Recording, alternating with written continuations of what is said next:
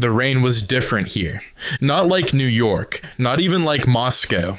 Eastern Europe's skies bled cold gray sheets that stuck to the bones, as if the weather itself wanted you buried.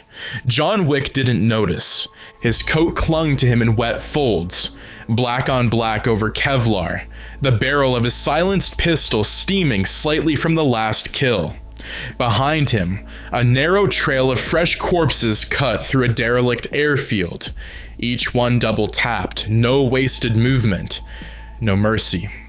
He moved like regret in motion. The wind carried whispers in Russian, maybe Romanian, maybe something older. It didn't matter. He wasn't here for translation. He was here because someone, somewhere, made a mistake.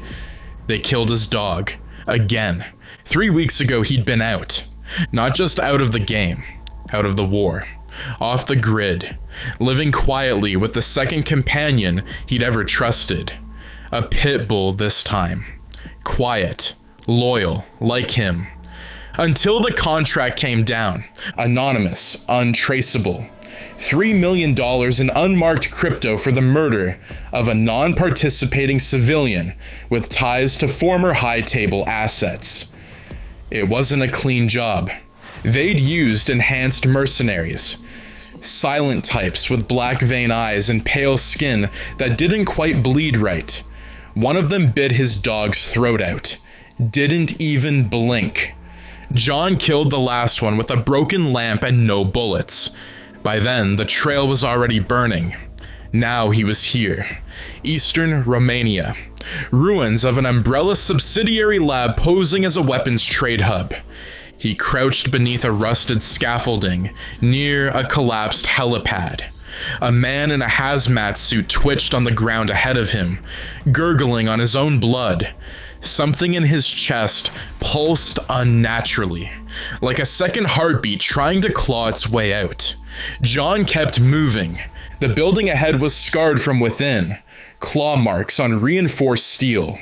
A smear of blood up the wall like someone had been dragged vertically.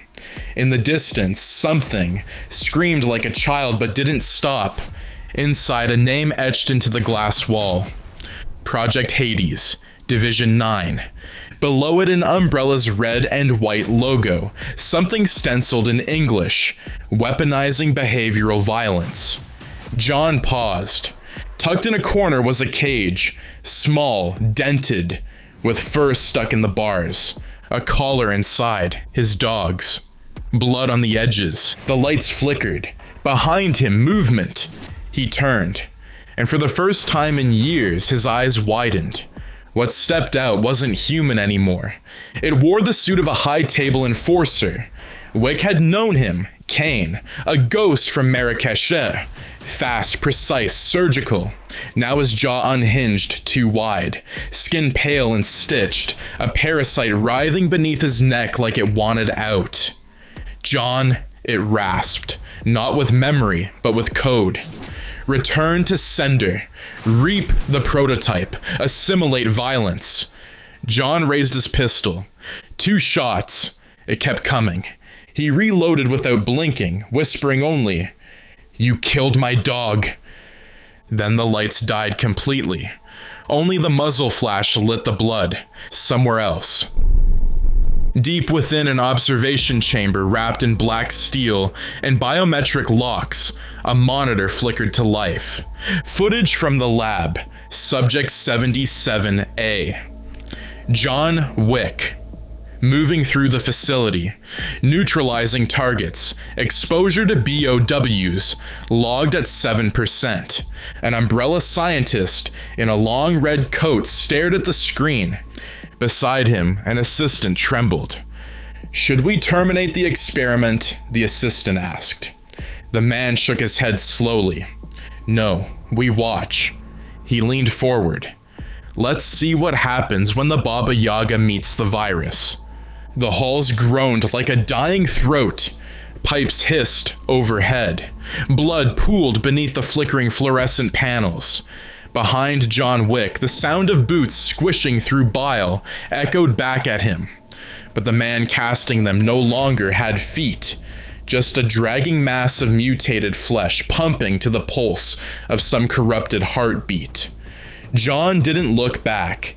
He just moved. Forward. Always forward. His bullets were nearly gone. He didn't care. The facility was buried 3 stories beneath the Carpathians. On the surface, it looked like a chemical depot, long abandoned by Soviet-era warlords. Below, however, it was a testing ground for Umbrella's latest plaything, human weaponization. They weren't just cloning soldiers anymore. They were studying killers, mimicking their reflexes, their rage, trying to make violence contagious. They'd chosen him as Patient Zero. Wick passed through a corridor marked Subject Archive. The glass cells on either side held things that might have once been people, twitching silhouettes with no skin, moving like puppets on severed strings. One wore a black suit and tie, its jaw hanging loose, hair still slicked back. He knew that face. Marcus Harlan, old Continental operator, vanished 6 years ago in Tangiers. Now, a creature. John stared at the glass. The thing twitched and smiled. It recognized him. A voice crackled overhead, female, cold, artificial. You're trespassing on unauthorized ground. Evacuation has failed. All subjects have been released. Please enjoy your stay. Then the power failed completely. Everything went black. Boom! The wall exploded next to him. Plaster and bone flying in equal measure. John dove behind a control console, drawing the last round from his spare magazine. Something crawled out of the smoke, 7 feet tall. Exoskeletal arms. No eyes. Mouth sewn shut. It wasn't running. It was hunting.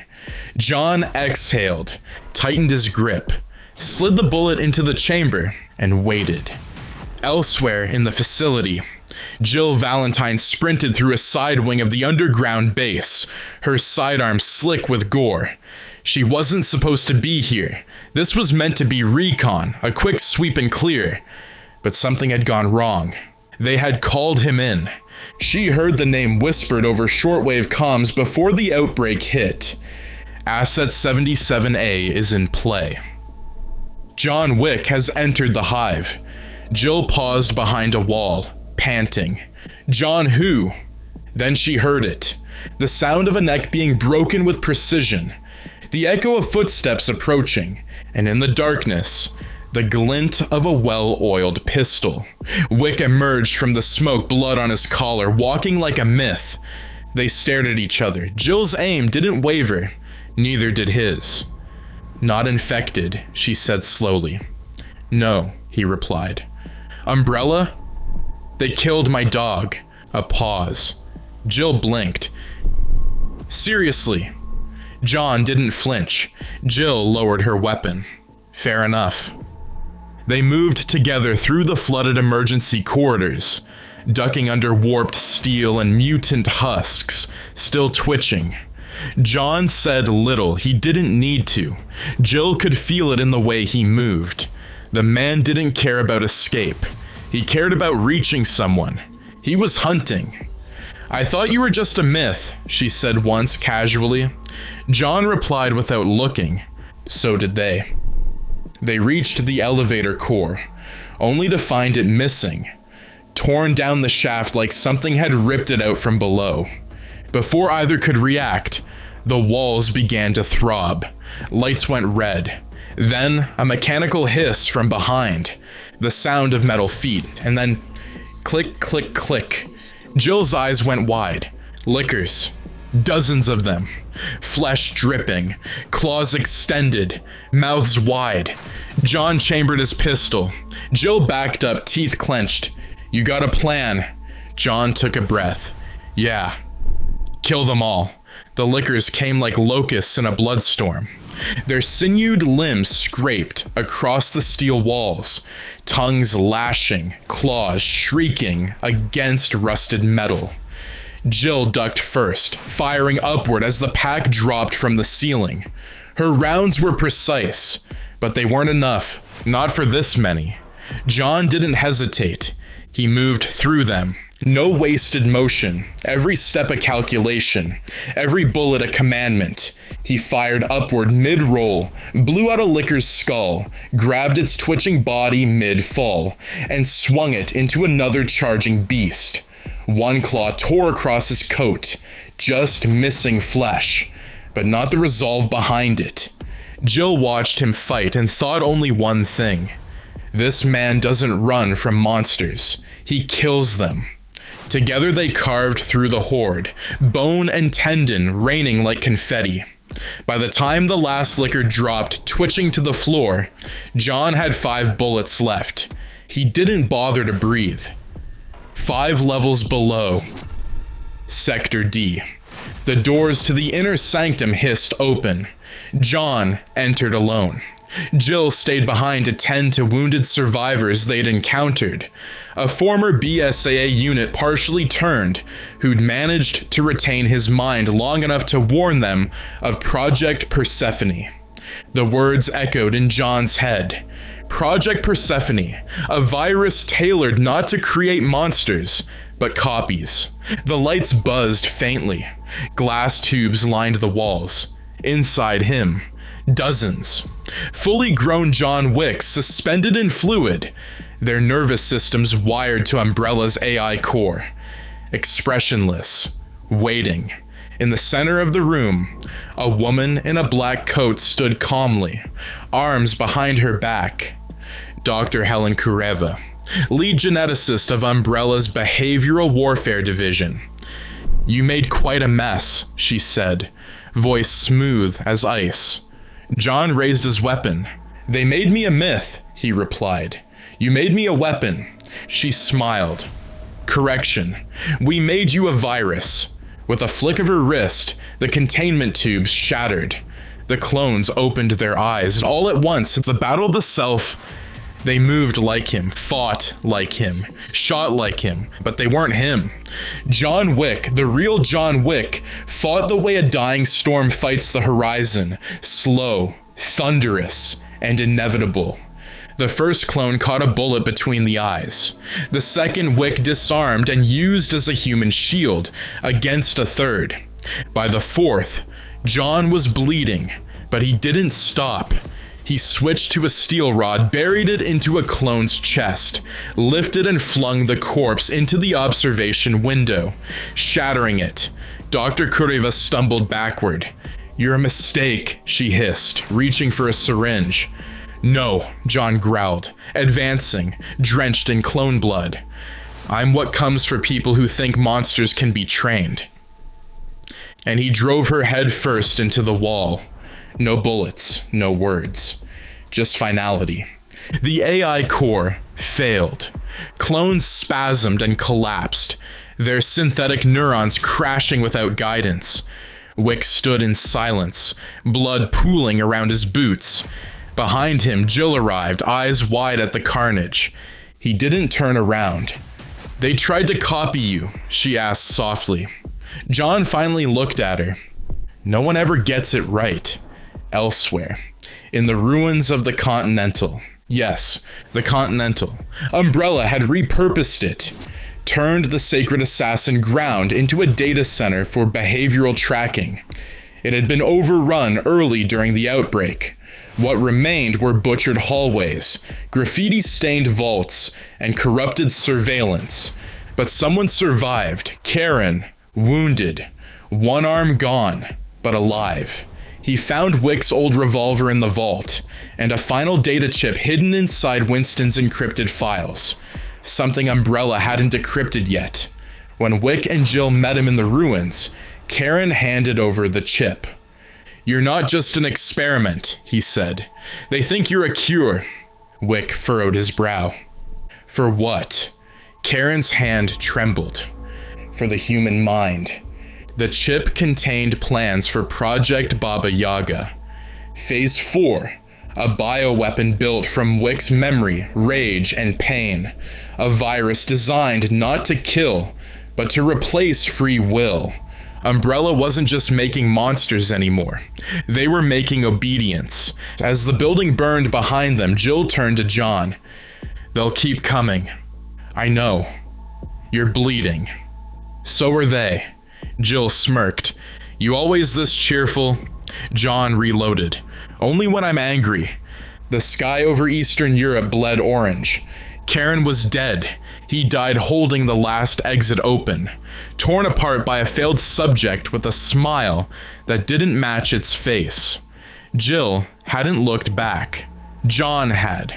Not because he needed to, but because he owed it to the man.